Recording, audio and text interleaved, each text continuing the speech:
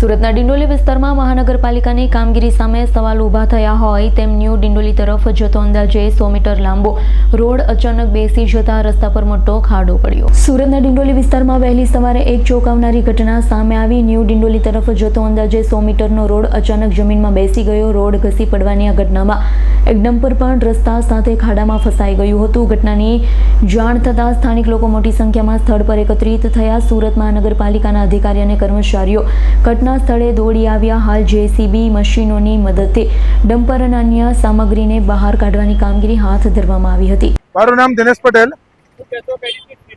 આ સ્થિતિ એવી ખરાબ છે કે ચોમાસા પહેલા આટલો રોડ ખરાબ થઈ ગયો છે તો પબ્લિકને આવવા જવાની કેટલી તકલીફ પડે। લોકો પબ્લિકના વેરાથી આ કામ કરેલા છે। મ્યુનિસિપાલિટીએ પબ્લિક વેરો ભરે છે, આવવા જવાનો રસ્તાનો ટેક્સ પણ ભરે છે, વ્હીકલોના પણ ટેક્સ ભરાય છે, પબ્લિકના મકાનોના વેરા ભરાય છે। આવા રોડ બેસી ગયો છે તો આ કન્ડિશન આવી અત્યારે છે તો અત્યારે ચોમાસું ચાલુ નથી થયું તો ચોમાસાના જો 4 મહિના બાકી છે તો ચોમાસાના 4 મહિના બાકી તો શું કન્ડિશન થશે। અત્યારે 100 જગ્યાએ આવા 200 જગ્યાએ 500 જગ્યાએ એસએમસીના કામ થયેલા છે સુરત મહાનગરપાલિકાના સુરતની અંદર, તો બીજી જગ્યાએ શું સ્થિતિ હશે?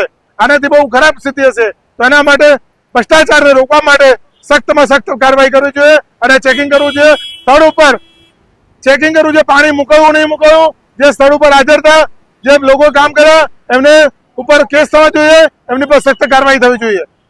Bureau report S9 news Surat.